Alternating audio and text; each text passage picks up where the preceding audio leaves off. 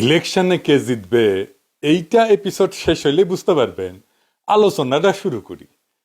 Ziaur Rahman successful রাষ্ট্রনায়ক হইতে পারছিলেন কারণ তিনি বাইসে বাইসে সব মালগুলারে দেশ চালানোর দায়িত্ব দিছিলেন। ওনারা যে মেধাতেই সেরা ছিলেন তাই না, রাজনৈতিক পরিপক্কতায় ছিলেন সেরা। তাদের কেউ কেউ খালেদা জিয়ার টাইমেও ছিলেন, যেমন ধরেন সাইফুর রহমান, বি চৌধুরী স্যার, মুশিউর রহমান জাদু মিয়া। আর দুর্ভাগ্যজনকভাবে তারেক রহমানের আশেপাশে জুটছে ধান্দাবাজ, ইতর এবং অপদার্থগুলা। আমি বলি তারেক রহমানের চাকর বাকর, রাজনীতি করতে আসে নাই। আর পাশাপাশি তারেক রহমান রাজনীতি বলতে বুঝিয়েছেন ম্যানেজমেন্ট। আমি প্রমাণ দিয়া বুঝাই দিতেছি। তারেক রহমান দেশে ফেরার আগে শেষ যে মিটিংটা করেছেন ওইখানে কইছিলেন, আমি স্বপ্ন টপ্ন দেখি না, আমি পরিকল্পনা করি। শুনেন, আমাদের মধ্যে অনেকেই বক্তব্যে বলেন আমরা এই স্বপ্ন দেখছি, আমরা সেই স্বপ্ন দেখছি। আমি ভাই স্বপ্ন টপ্নের মধ্যে নাই, আমি কোনো স্বপ্নের মধ্যে নেই। আমরা আছি পরিকল্পনার মধ্যে, আমরা পরিকল্পনা করব। শুনেছেন, মানে উনি স্বপ্নের কথা বলবেন না, উনি প্ল্যানিং এর কথা বলবেন। Planning, I have a plan. উনি তো তাইলে রাজনীতি করতেছেন না, উনি করতেছেন ম্যানেজমেন্ট, অ্যাডমিনিস্ট্রেশন। যে রাজনীতি শুধু বলে যে ভাত দেব, কাপড় দেব, চাকরি দেব, এটা অ্যাডমিনিস্ট্রেশন।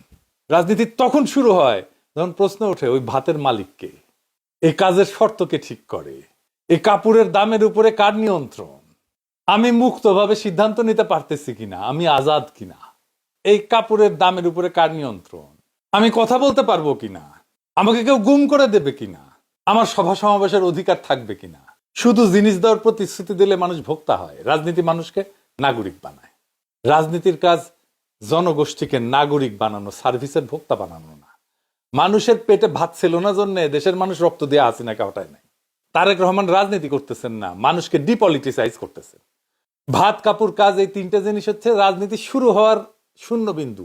মানে এখান থেকে রাজনীতি শুরু হয়, এটা না থাকলে রাজনীতি শুরু হয় না। কিন্তু এইখানে থেমে গেলে কি হয় জানেন, মানুষ নাগরিক থাকে না, মানুষ বেনিফিশিয়ার হয়ে যায়, ভোক্তা হয়ে যায়, কার্ডধারী হয়ে যায়, নাম্বার হয়ে যায়। আর ওই ভোক্তা প্রশ্ন করে না, ভোক্তা অপেক্ষা করে।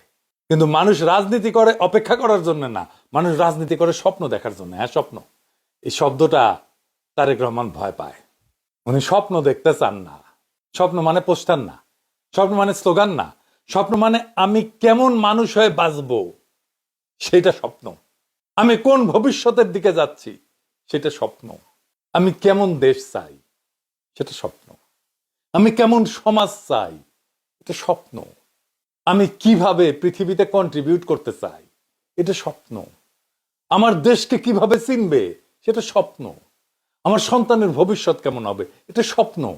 মানুষ শুধু পেট ভরানোর জন্য রাজনীতি করে না, পেট ভরা লাগে, কিন্তু পেট ভরার পরে মানুষ যেটা চায় সেটা মর্যাদা, কণ্ঠ চায়, অংশগ্রহণ চায়, সম্মান চায়। এই জায়গাটার নামই রাজনৈতিক আকাঙ্ক্ষা। যে রাজনীতি এই আকাঙ্ক্ষাকে স্পর্শ করে না সে রাজনীতি মানুষকে চালায়, মানুষকে তৈরি করে না। এই যে পাইয়া দেওয়ার রাজনীতি, পেট ভরানোর রাজনীতি, ভাত খাওয়ানোর রাজনীতি, এটা কেন বিপজ্জনক জানেন? কারণ এতে নাগরিক দাবিদার না হয়ে গ্রাহক হয়ে যায়, অধিকার হয়ে যায় সুবিধা, প্রশ্ন হয়ে যায় অভিযোগ। আর অভিযোগ করলে কি হয়? সার্ভিস সেন্টারে পাঠানো হয়, তাই তো? এটা রাজনীতি না, এটা কর্পোরেট গভর্নেন্স। রাজনীতি মানে মানুষকে বলা তুমি শুধু বাঁচবে না, তুমি ঠিক করবা কিভাবে বাঁচবা। স্বপ্ন ছাড়া রাজনীতি হয় না। আর স্বপ্ন বাদ দিলে যত বড় প্রতিশ্রুতি দেন না কেন, এটা রাজনীতি না, এটা ডেলিভারি। কমিউনিস্ট পার্টির স্লোগান ছিল ভাত কাপড় কাজ, কমিউনিস্ট পার্টির এক আওয়াজ। ওইটা মানুষকে বাঁচায়, এটা ঠিক, কিন্তু নাগরিক বানায় না। স্বপ্ন মানুষকে নাগরিক বানায়। স্বপ্ন ছাড়া রাজনীতি না, এটা কর্পোরেট ম্যানেজমেন্ট। তারেক রহমান সিপিবির রাজনীতি করিচ্ছে, ভাত কাপড় কাজ, তারেক রহমানের এক আওয়াজ। কিন্তু তারেক রহমান আপনার প্রতিপক্ষ স্বপ্ন দেখাচ্ছে। এই শক্তিশালী স্বপ্নের কাছে আপনার তথাকথিত প্ল্যানিং হেরা যাবে। তা ম্যানেজমেন্ট বা প্ল্যানিং আপনি কেমন করিচ্ছেন সেটার কিছু উদাহরণ আমি দেই আপনাদের। আপনার প্ল্যানিং সবকটা ফেল। আজকে ওনার আরেকটা প্ল্যানিং নিয়ে আলাপ করব। আপনারা নিজেরাই বুঝবেন উনি উনার আশেপাশের মানুষ যে প্ল্যানিং করিচ্ছে সেটা কোন কিসিমের প্ল্যানিং। আসেন দেখি, আল্লাহর নামে শুরু করি। ওই লন্ডনের শেষ মিটিং এ উনি প্ল্যানিং এর একটা এক্সাম্পল দিয়েছিলেন, উদাহরণ আর কি, ডায়ালাইসিস নিয়ে। মানে কিডনি রোগীদের যে ডায়ালাইসিস করে না একেবারে শেষ অবস্থায় গেলে, ওইটা তো এটা মেশিন দিয়ে রক্ত পরিষ্কার করে আর কি। তো ওইটা শুনেন আগে। আমরা এখন প্রাইভেট পাবলিক পার্টনারশিপ চালু করতে চাচ্ছি। এখন ইউ ক্যান আস্ক মি যে আচ্ছা ঠিক আছে এটা কি জিনিস। ওকে, আসেন আপনাকে একটা এক্সাম্পল দিই।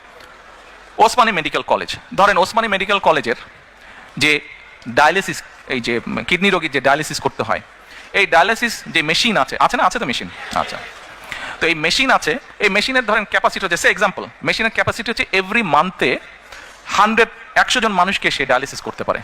বাট আপনার কিউতে 100 জন না, আপনার কিউতে 500 জন, রাইট? ওকে, আমরা এখন যেটা কেয়ার করছি, ঢাকাতে দেশে অনেক প্রাইভেট হসপিটাল আছে, বাট আম্মা যেহেতু এভার কেয়ার আছেন, আমার ওই একটা নামই মনে থাকে প্রাইভেট হসপিটালের মধ্যে। ধরেন এক্সাম্পল হিসাবে বলছি, ওই এভার কেয়ার হসপিটাল, তাদেরও কিডনি ডায়ালিসিস মেশিন আছে, but that's a private hospital, quite expensive, not everyone can afford that. Okay, আমরা যেটা এরকম ফ্যাসিলিটি যেসব প্রাইভেট হসপিটাল আছে তাদের সাথে আমরা গভর্নমেন্ট একটা কন্ট্রাক্ট করব। আমরা বলবো যে দেখো, we know what is your costing, তুমি তার উপরে প্রফিট হিসেবে, যেহেতু ইয়োর প্রাইভেট, তুমি 5% 10% প্রফিট নিতে পারো। এখন আমার এই যে ওসমানী মেডিকেল কলেজে 500 কিউব 100 জনকে আমি মাসে দিচ্ছি, বাট আরো 400 বাকি যাচ্ছে। ওই 101 থেকে ওর ধরেন এভার কেয়ার হসপিটালে ওর ধরেন যে ইয়ে মেশিনটা আছে, ডায়ালিসিস মেশিনটা, সেখানে they get only say 25 patients, বাকি 75 তার খালি থাকছে। এই যে এখানে যে কিউ হয়েছে, এই কিউ থেকে নিয়ে আমরা 75 পেশেন্ট ওদেরকে দেবো, and the cost we will bear. শুনেছেন, উনি ধরেই নিছেন বেসরকারি ডায়ালাইসিস সেন্টারগুলো অনেক উদ্বৃত্ত ক্যাপাসিটি আছে, মানে পড়ে থাকে, বসে বসে থাকে আর কি। তো উনি সরকারি হাসপাতালের ডায়ালাইসিস, যারা ডায়ালাইসিস নিতে আসতেছে কিন্তু করতে পারতেছে না, চাপের কারণে সার্ভিস দিতে পারতেছে না, সেখানে উনি পেটাবেন, এই তো কইছে, তাই না? এইটারে উনি কইতেছেন পাবলিক প্রাইভেট পার্টনারশিপ, তাই তো কইছে। আমরা পাবলিক প্রাইভেট পার্টনারশিপ বিষয়টা আরো ভালো করে বুঝে নিমনি পরে, আগে অন্য বিষয়টা দেখে নি।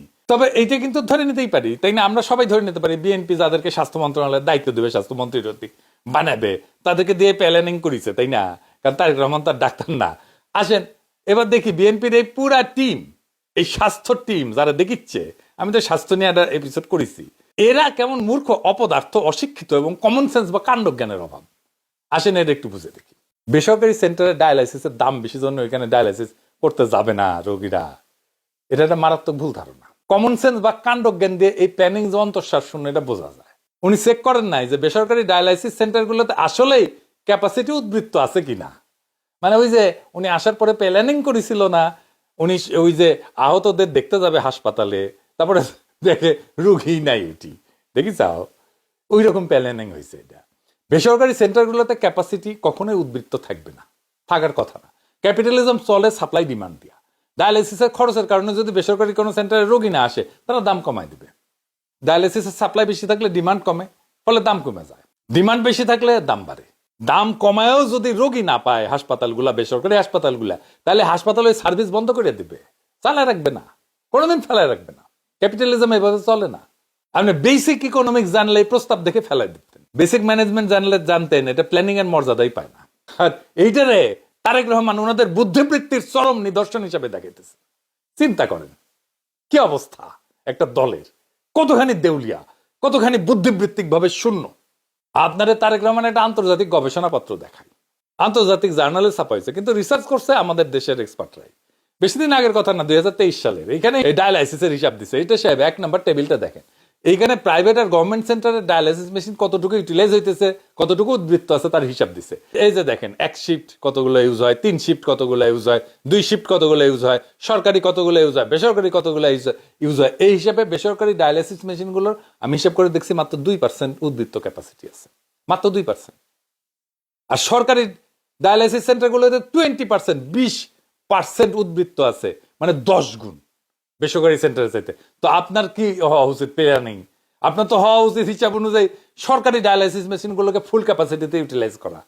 সেটা আন্ডার ইউটিলাইজ জায়গা, সামান্য 2% আন্ডার ইউটিলাইজ ক্যাপাসিটি বেসরকারি হাসপাতালের ওই দিকে নজর দিচ্ছেন, ওইটা দিয়ে পাবলিক প্রাইভেট পার্টনারশিপ করবে। আপনার তো কিছুই জানেন না। এই আপনার প্ল্যান, এই আপনাদের এক্সপার্টাইজ, এই আপনাদের বুদ্ধিমত্তা। হ্যাঁ, আপনারা নাম শুনেছেন পাবলিক প্রাইভেট পার্টনারশিপ, আর কয়া দিচ্ছেন। আর আপনার চাকর বাকররা খুঁজে বের করেছে ইনকা করে পাবলিক প্রাইভেট পার্টনারশিপ করা যায়। এখানে উনার আব্বা জিয়াউর রহমান হইলে ওই যে রিসার্চ করেছে যারা না, তাদেরকে ডেকে বলতেন যে বলেন আমারে কিভাবে সরকারি ডায়ালাইসিস মেশিন গুলোর ফুল ক্যাপাসিটিতে ইউটিলাইজেশন করা যায়। আর উনারে উনার চাকর বাকররা এসে প্ল্যান দিছে, এটা নিয়ে উনি উনার দলের ইন্টেলেকচুয়াল হ্যাডম দেখাইতেছে। উনার এখানে স্টেটসম্যান সুলভ কাজ হইতো। এটিতে সে 2 নম্বর পৃষ্ঠার ম্যাপটা দেখান, এখানে সবুজ ম্যাপটা দেখেছেন তো, এখানে দেখেন কোন জেলায় কত বেশি ডায়ালাইসিস সেন্টার আছে আর রুগী আছে কত, সেই তুলনার ম্যাপ করেছে। এখানে সবুজ অংশ যেটা গাঢ় সবুজ এবং হালকা একটু হালকা গাঢ় সবুজ, ঢাকার ময়মনসিংহ, এই অঞ্চলটায় মেশিনের তুলনায় রোগী বেশি, ডায়ালাইসিস মেশিনের তুলনায়। তা আপনার এই 2 জেলায় আরো বেশি সেন্টার দরকার, এটা পলিসি ইস্যু, আপনি এটা কইবেন। এই সিদ্ধান্ত নেবে মন্ত্রণালয়, পিএমও না। আপনি এই জায়গায় কাজ করবেন, এইটা আপনার কাজ, এটা রাষ্ট্রনেতার কাজ, এটা স্টেটসম্যানের কাজ। আপনি চাকর বাকররা হেলথ নিয়ে বুঝে কিনা, আসলে আপ টু ডেট কিনা, ডায়ালাইসিস নিয়ে বুঝে কিনা, কিডনি রোগ নিয়ে বুঝে কিনা, আসেন একটু দেখি। বাংলাদেশের স্বাস্থ্য ব্যবস্থা নিয়ে বুঝে কিনা, এটা একটু দেখি, আসেন। আপনার পাবলিক প্রাইভেট পার্টনারশিপের কথা যেটা কইছেন, এই প্রসঙ্গে আসার আগে পাবলিক প্রাইভেট পার্টনারশিপ কারে বলে সেটা একটু দেখে নি আমার দর্শকদের জন্য। আপনারা তো বুঝেন সবাই, আপনাদের তো প্রচুর জ্ঞানের ভারে আপনারা জুইকা পড়েন আর কি। যাই হোক, পিপিপি মানে পাবলিক প্রাইভেট পার্টনারশিপ, বুঝছাও, বুঝেনি এদের কি। এই পিপিপির ধারণা কিন্তু অনেক পুরানো, এটা নতুন কোনো ধারণা না। সেই রোমান আমলে সরকারকে কিছু কাজ করতে হয়, সবচেয়ে বড় কাজ হইতেছে ইনফ্রাস্ট্রাকচার বানানো। এই যে রাস্তা, ব্রিজ, মেট্রো বানায় না, হাসিনা বানাইছে না, এইগুলো হয়েছে যে ইনফ্রাস্ট্রাকচার। তো এতে মেলা খরচা, অনেক সময় খরচা করার মতো টাকা থাকে না সরকারের, কিন্তু জিনিসটা করা জরুরি। সেই সময় ধনী ব্যক্তিরা আইসা বলে, রাজামশাই আমি আপনার এই ব্রিজটা আমার নিজের খরচা বানাই দেবো, এই ব্রিজ বানাইতে আমার 100 কোটি টাকা লাগবে। আমি হিসাব করে দেখলাম যে আমি যদি গাড়ি প্রতি 10 টাকা টোল নিই, তাহলে 10 বছরে আমি আমার বানানোর টাকা তুলে ফেলবার পারবো। আপনি আমার 15 বছরের টোল টোলার পারমিশন দেন এই ব্রিজ থেকে। এক্সট্রা 5 বছর টোল টোলার পারমিশন হচ্ছে আমি যে নিজের টাকা খাটাইলাম তার পুরস্কার। এই 15 বছরে আমি আমার লোক রাখুম টোল টোলার লাইগা, ব্রিজ আমি বানামু, ব্রিজ মেরামত লাগলেও করমু, কোন টেনশন নিয়েন না। 15 বছর পর ব্রিজ আপনার, টোল আপনি তুলবেন, আপনিও খুশি আমিও খুশি। এই হইল পিপিপি, পাবলিক প্রাইভেট পার্টনারশিপ, বুঝছো? এটা একটা দারুণ মডেল, কিন্তু ইউরোপের প্রচুর জিনিসে পিপিপি আন্ডারে হয়, বাংলাদেশেও আছে। এই ডায়ালাইসিসে পাবলিক প্রাইভেট পার্টনারশিপ আছে অনেক আগে থেকে, হাসিনার আমল থেকে। মানে সরকার জায়গা দিবে, রুগীও দিবে, কারণ আমি একটা সেন্টার করলাম, রুগী যদি না আসে তাহলে তো আমি টাকা তুলতে পারবো না। তো আমার রুগীর কোনো চিন্তা নাই, রুগী আসবে, যত দরকার রুগী আসবে, আমাকে জায়গাও দিতেছে, সরকারের রেট বেঁধে দিবে, আমার কিছু প্রফিট থাকবে। এইটা হইলে প্রাইভেট কোম্পানিগুলো সরকারি হাসপাতালে নিজের খরচায় ডায়ালাইসিস মেশিন বসাবে, তাই বসাইছে। 2019 সালে এডিবির অর্থায়নে পিপিপির মাধ্যমে ডায়ালাইসিসে বেসরকারি বিনিয়োগ আসতে থাকে বাংলাদেশে। চট্টগ্রাম মেডিকেল কলেজের যে ডায়ালাইসিস সেন্টার আছে না, ওইটা পিপিপির আন্ডারে পুরাটাই, এটা কিন্তু বেসরকারি। তারপরে এমন কি কিডনি ইনস্টিটিউট যেটা, সেটার যে ডায়ালাইসিস সেন্টার, সেটাও পিপিপির আন্ডারে। আপনার সরকারি রুগীকে বেসরকারি সেন্টারে পাঠানো বেশি ভালো, নাকি সরকারি হাসপাতালে পিপিপির আন্ডারে ডায়ালাইসিস মেশিন বসায় ডায়ালাইসিস করানো ভালো? আপনারাই বলেন তো। আসিফ আলী তো তারেক রহমানের চাইতে 1000 গুণে ভালো আছিল। তারেক রহমান তো সরকারি হাসপাতালে রুগীকে বেসরকারি হাসপাতালে পাঠাইতেছে, আর হাসিনা সরকারি হাসপাতালে বেসরকারি ডায়ালাইসিস সেন্টার এনে বসাইছে। তো হাসিনা তো আপনার চেয়ে বেশি ভালো প্ল্যানার। আপনি হাসিনা মুক্তিযুদ্ধের চেতনা নেবেন, অসাম্প্রদায়িক বাংলাদেশ নেবেন, ওর বন্ধু রাষ্ট্র ভারতের আশীর্বাদ নেবেন, জয় বাংলা স্লোগান নেবেন, সেটা আবার নিজের স্টেজে দিবেন। আমার যদি মৃত্যুও হয়, আমি এই মঞ্চ থেকে 1000 বার বলবো জয় বাংলা, জয় বাংলা, জয় বাংলা। হাসিনার দলের ভোট নিবেন, তাদের ব্যবসা প্রতিষ্ঠানের দখল নিবেন, তাদের কর্মী নিবেন, হাসিনার করে যাওয়া অবকাঠামো নিবেন না কেন, প্ল্যানিং নিবেন না কেন? হাসিনার ডায়ালাইসিসের পাবলিক প্রাইভেট পার্টনারশিপ তো খারাপ কোথায় দেখেন তো? আপনি সরকারি রোগীকে ঠেলে দিতে চান বেসরকারি হাসপাতালে, আর হাসিনা বেসরকারি সেন্টারকে সরকারি হাসপাতালের মধ্যে নিয়ে আসিছে। কোনটা ভালো বলেন, নিরপেক্ষভাবে বলেন। হাসিনা খারাপ, গুম খুন করছে, এটা মাথা থেকে বাদ দিয়ে সিস্টেম হিসেবে বলেন কোনটা ভালো। আপনি তো হাসিনার মতো প্ল্যান করতে পারতেছেন না। আচ্ছা এইবার বলেন তারেক রহমান, আপনার এই জিগাই বাংলাদেশে কিডনি রোগ নিয়ে সবচেয়ে বড় সমস্যা কি? যেখানে আসলে একজন প্রাইম মিনিস্টারের ইন্টারভেনশন লাগবে, স্টেটসম্যানের ইন্টারভেনশন লাগবে, আপনি কইতে পারবেন? পারবেন না, আমি শিওর। যাই হোক, আমি কইয়া দিই। এই প্রসঙ্গে আমার এক টিচারের কথা মনে পড়লো, মেডিকেল কলেজের মাইক্রোবায়োলজির টিচার ছিলেন, উনি প্যারাসাইটোলজি পড়াইতেন, খুবই নাম করা টিচার ছিলেন। ও তো আমাদেরকে অত্যন্ত ভালোবাসতেন ছাত্র হিসাবে। তো ওনার কাছে পরীক্ষা দিতে গেছি, তো উনি আমার জিজ্ঞাসেছেন কৃমি নিয়ে আর কি, হেলমেন্থের ক্লাসিফিকেশন জিজ্ঞাসেছেন। ওই যে আপনাদের দলের লোক আছে না, তারেক রহমান, আপনার দলের লোকের কৃমি আছে তো, গুড়া কৃমি ই করে না, ওই কৃমির আর কি। তো আমাদের জিজ্ঞাইতেছেন স্যার পরীক্ষার হলে যে তুমি কত ওই হেলমেন্থের মানে কৃমির ক্লাসিফিকেশন করো, তো ক্লাসিফাই করো। আমি আর কি ক্লাসিফাই করব? তখন তো আমরা বিপ্লব করব, এসা হটাবো, দেশ জাতির পুরা দায়িত্ব তো মাথার উপরে, তাই না? তো পরীক্ষা টরীক্ষা তো ওইটা তো সেকেন্ডারি, পড়াশোনা তো সাঙ্গেত সব সময়। তার কইতে পারি না, তো আমাকে কইতেছে, আমি কয়ে দিই সিস্টোড, নিমাটোড, ট্রিমাটোড। এবার তুমি সিস্টোডের ক্লাসিফিকেশনটা করো, চিন্তা করেন কেমন ফাজলামি করতো আমাদের সাথে আমাদের টিচারেরা, বুঝেছাও? তো আমি ইঙ্গা করে তারেক রহমানকে কয়ে দিই যে বাংলাদেশে কিডনি রোগের কি সমস্যা। বাংলাদেশে কিডনি রোগ মহামারী আকার ধারণ করেছে। 22.5% মানুষ ক্রনিক কিডনি রোগে ভোগে, দেখিসাও? সারা দুনিয়ায় এই পার্সেন্টেজটা 10%-এর মতো। আমাদের দেশে প্রচুর মানুষ কিডনি রোগে ভুগতেছে, ক্রনিক কিডনি ডিজিজ, মানে যেখান থেকে কিডনি ফেলিয়ার হয়ে যাবে, কিডনি নষ্ট হয়ে যাবে পুরা, এবং কম বয়সের রোগীদের হচ্ছে, নারীদের বেশি হচ্ছে। তাহলে এইটাকে আমাদের তো অন্তত অর্ধেকে নামায় আনতে হবে। দুনিয়ার মানুষের চাইতে আমরা তো বেশি অসুস্থ থাকতে পারি না। এইটাকে অর্ধেকে নামায় আনতে হলে আমাদের 15 থেকে 20 বছর লাগবে। কি কি করতে হবে? কিডনি নষ্ট হয়, ব্লাড প্রেশার যদি কন্ট্রোল না হয় ঠিক মতো, ডায়াবেটিস যদি কন্ট্রোল না হয়, এই দুইটা মূল কারণ, দুইটাই আর কি। আরো কারণ আছে, অন্য ছোটখাটো কারণ আছে, কিন্তু মূল কারণ এই দুইটা। আপনার ডায়াবেটিস আর হাইপারটেনশন কন্ট্রোল বাড়াইতে হবে, আর্লি ডিটেকশন করতে হবে, আর তাড়াতাড়ি ডিটেকশন হওয়ার সাথে সাথে যেন আমি চিকিৎসা শুরু করতে পারি। হাইপারটেনশন কন্ট্রোল ভালো হবে না যদি আমরা লবণ খাওয়া না কমাই। জাতি হিসাবে আমরা প্রচুর লবণ খাই, আমাদের দৈনিক নিরাপদ লবণ খাওয়ার মাত্রা যা, তার সাথে দ্বিগুণ লবণ খাই আমরা। আমাদের 5 গ্রাম দৈনিক খাওয়ার কথা, আমরা 10 গ্রাম খাই জাতি হিসাবে। চিন্তা করেন তাহলে কত লবণ খাই। লবণ বেশি খাবেন, আপনার প্রেশার বাড়বে, আপনার প্রেশার বাড়বে, কিডনিতে চাপ পড়বে, আর কিডনি নষ্ট হবে। আপনার জাতি হিসাবে আমাদের ব্লাড প্রেশার কখনো কন্ট্রোল হবে না যদি লবণ খাওয়া কমাইতে না পারি। তো আপনি তো বেশি খানি, তার উপরে লবণ আমদানি করা হয়। দেখেছেন আমরা যা উৎপাদন করি তার চেয়ে বেশি লবণ আমদানি করা হয়। তো আপনি কেমনে কমাবে লবণ খাওয়া? আপনি তো উৎপাদন বন্ধ করতে পারবেন না, তাহলে তো লবণ চাষিরা কই যাবে? তারা তো বিপদে পড়বে, তাই না? তাহলে কি করতে হবে? আপনার উৎপাদিত লবণের অর্ধেক রপ্তানি করতে হবে, তাই না? সিম্পল হিসাব। আর রপ্তানি বাজার খুঁজে বের করতে হবে, আভ্যন্তরীণ বাজারে লবণের দাম বাড়াইতে হবে। তারপরে লবণজাত খাদ্য যেগুলোর আসলে পুষ্টিগুণ কম নাই, যেমন ধরেন চিপস, এটা একটা আজাইরা খাবার, এটার মধ্যে প্রচুর লবণ, এটা দিয়ে প্রচুর লবণ ঢোকে আমাদের মধ্যে। তো এগুলো আমরা বানাবো কিনা এটা সিদ্ধান্ত নিতে হবে। লবণ ইম্পোর্ট 0 করতে হবে, এটা পলিসি ইস্যু। এই পলিসি ইস্যু নেওয়ার বুদ্ধিমত্তা বিএনপির নাই। এবার আসেন আরেকটা বিষয় দেখি, জরুরি বিষয়। এই যে বিএনপি ইলেকশন করতেছে, এটা কারে পরিকল্পনায় করতেছে জানেন? ক্যান্ডিডেট সিলেকশন কে করেছে? বিএনপির গুরুত্বপূর্ণ নেতা, বিএনপির ক্যান্ডিডেট, তার কাছেই শুনি। এই ক্যান্ডিডেট সিলেক্ট করছে পুলিশ, ডিজিএফআই, এনএসআই। শোনেন, বিএনপি বিশেষ করে এই নির্বাচনে ক্যান্ডিডেট সিলেক্ট করার আগে 5-5টা সার্ভে করেছে, 5-5টা সার্ভে জরিপ করেছে। একটা করেছে পুলিশ, একটা করেছে ডিজিএফআই, একটা করেছে এনএসআই, আর 2টা করেছে বিএনপি। এই 5টা সার্ভের উপরে নির্ভর করে তারা ক্যান্ডিডেট সিলেক্ট করছে। শুনেছেন? তার মানে এই বিএনপির জন্য রাষ্ট্রীয় গোয়েন্দা সংস্থা জরিপ করে ক্যান্ডিডেট সিলেক্ট করে দিচ্ছে। তাহলে এটা বিএনপির ক্যান্ডিডেট, তারেক রহমানের ক্যান্ডিডেট, নাকি ডিজিএফআই আর এনএসআই এর ক্যান্ডিডেট?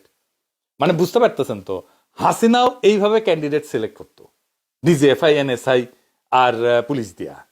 সে একই সিস্টেম বিএনপিকে হেল্প করতেছে।